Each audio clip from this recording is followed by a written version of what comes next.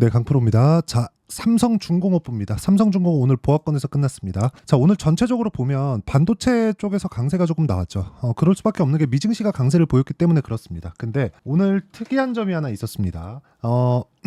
금리 인하 시그널이 미국에서 나왔죠. 그리고 물가지표가 나왔는데 그 물가지표에 대한 부분을 우리가 이렇게 보셔야 돼요. 물가지표가 나왔을 때 예상치를 수렴을 했습니다. 그렇죠. 뭐 굉장히 낮게 나오거나 그런 게 아니에요. 그렇다고 하더라도 금리 인하에 대한 부분이 반영이 됐고 그런 부분에 대한 내용을 미증시에서 상승 부분으로 만들었는데 여기서 특이점이 발생한 게 반도체가 강했다. 그렇죠. 그리고 그게 한국 시장으로 연결이 됐죠.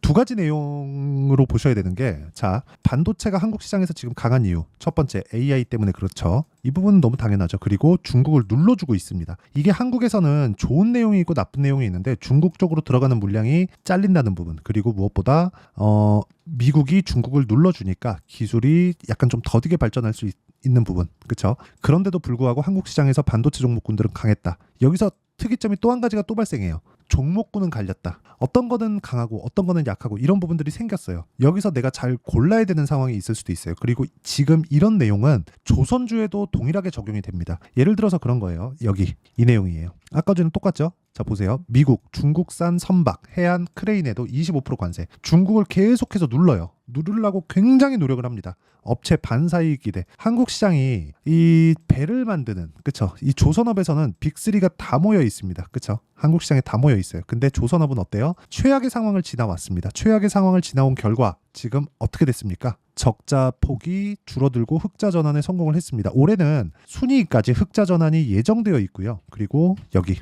이번 분기에는 뭐 적지만 순이익을 흑자로 만들어냈습니다. 이익 규모가 커지잖아요. 그러면 그 규모가 이제 피크를 갈 수 있다는 불안감이 있고 커지는 구간에서 가격이 먼저 반영하기 때문에 주가가 먼저 올라갔겠죠. 그렇기 때문에 우리는 어쩔 수 없이, 그쵸? 어쩔 수 없어요. 이건 진짜 당연한 건데 어쩔 수 없이 가격이 먼저 반영하는 구간을 우리가 파악을 해야 될 수밖에 없습니다.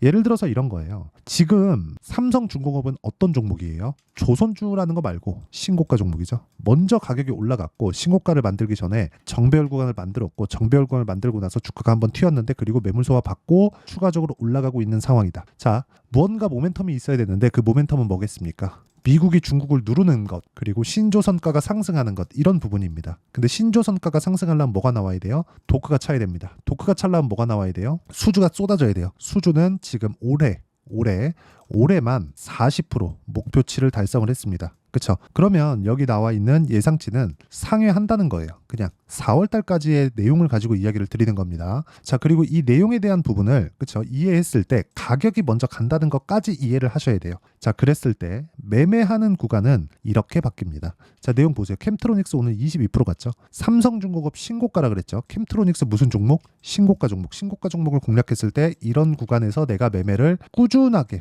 이어갈 수 있다는 거고요. 이 내용에 대한 부분을 제가 여기 소통방에서 다 공유를 합니다. 신고가 매매를 무조건 해야 된다는 거예요. 이렇게 매매를 많이 하는데, 그쵸? 다 신고가 구간에서 매매를 했다는 거고요. 여기 5월 16일 오늘이죠. 8시 46분.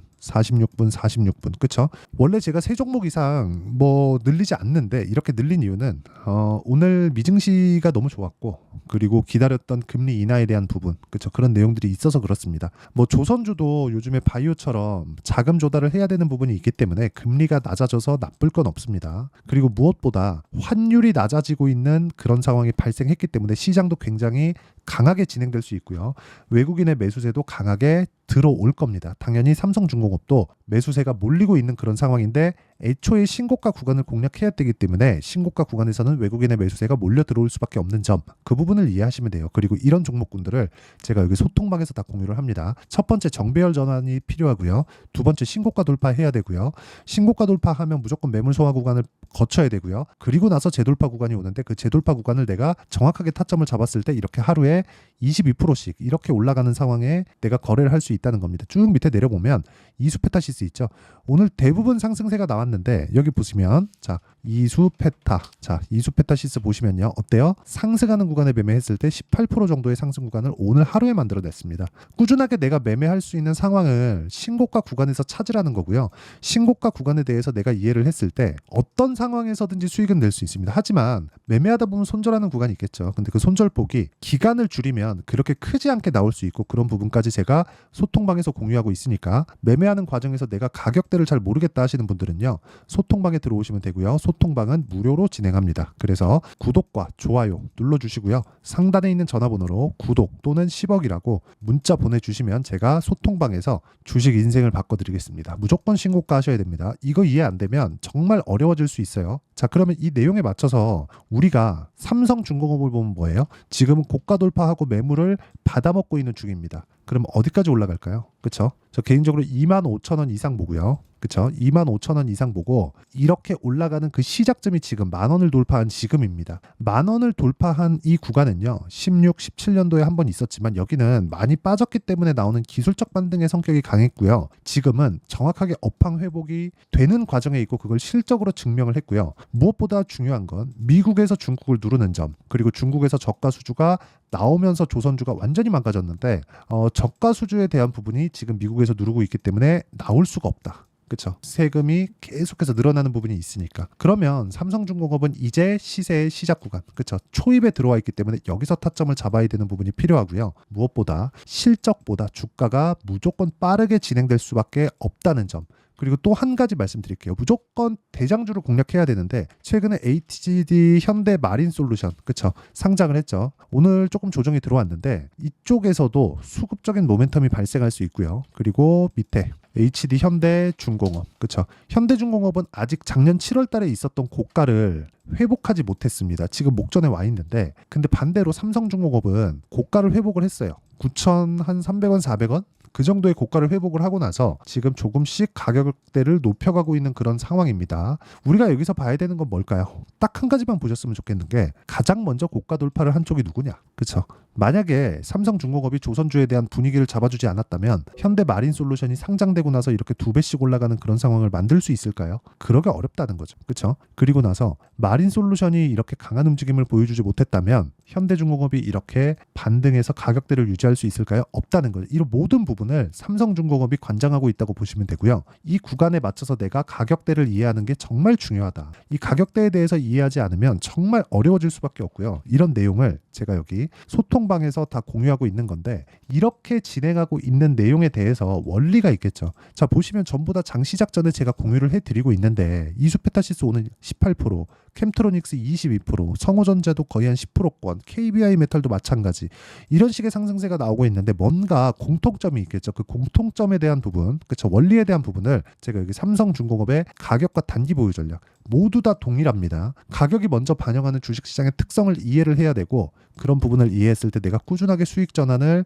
시킬 수 있는데 무조건 2주 기간 동안 전환시켜야 됩니다. 그러려면 가격에 대해서 디테일하게 봐야 되고요. 무엇보다 중요한 내용은 삼성중공업에 지금 고가 돌파를 해 있는 상태이기 때문에 변동성이 커질 거고요. 이 구간에서 잡을 수 있는 실시간 타점을 제가 문자로 공유를 해드리도록 할 테니까 상단에 있는 전화번호로 중공업 중공업이라고 문자 보내주시는 분들에 한해서만 제가 실시간 타점 그리고 단기 보유 전략을 함께 공유를 해드리도록 하겠습니다. 자 내용 정리하면 그렇습니다. 삼성중공업은 실적이 좋아지고 있다. 근데 주가는 작년부터 먼저 올랐다. 그러면 주가가 먼저 간다. 그러면 우리가 가격대를 봐야 되는 게 맞다. 그러기 위해서는 5일선과 22평 그리고 62평까지의 상황을 면밀하게 살펴야 되고 그 구간에서 우리가 타점이 나온다는 것을 이해를 해야 되는데 그런 부분을 이해했을 때 우리가 어느 정도까지 이 성과를 낼 수 있는지 그 내용에 대해서 제가 다 이해를 시켜드리도록 할 테니까 영상 끝까지 시청하시고요. 모든 분들이 성공 투자하셨으면 참 좋겠습니다.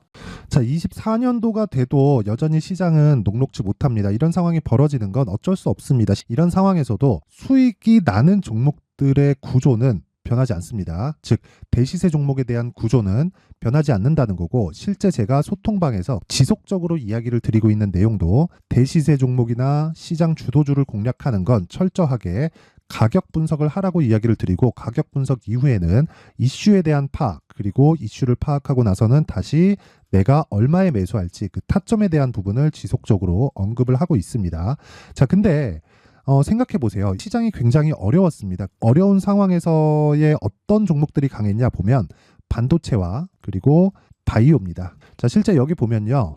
HLB에 제가 실제 매매한 내용을 띄워놓고 보여드리고 있는데 1월 22일부터 매매를 시작해서 4일 동안 31%의 수익 마감이 됐고요. 그리고 여전히 신고가 종목입니다. 자, 그리고 그 다음 어보브 반도체, 이름을 보시다시피 반도체 종목이죠. 그리고 AI 반도체는 지속적으로 강세를 보이고 있습니다. 이 종목도 신고가를 먼저 달성한 이후에 제가 21%의 단기간에 21%의 큰 수익을 내고 마감이 됐습니다. 다시 재공략을 준비하고 있고 이런 부분은 소통방에서 다 공유를 해드립니다. 자, 그리고 코세스, 자, 코세스 같은 종목도 당연히 그쵸, 신고가 종목이고요. 그리고 반도체 종목입니다. 이 종목도 영업일 기준에서 이틀 동안 대략 한 15%의 수익 마감이 됐습니다.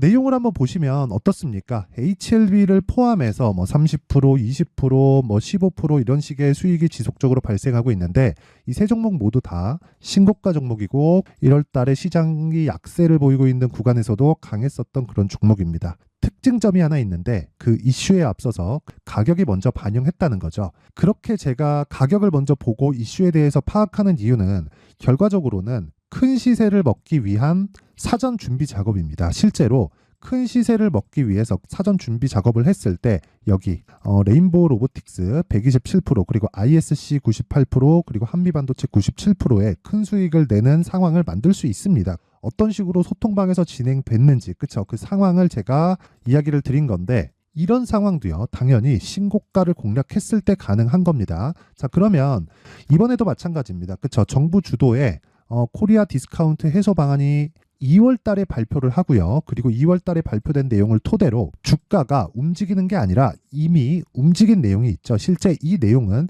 크게 중요한 게 아니라는 겁니다.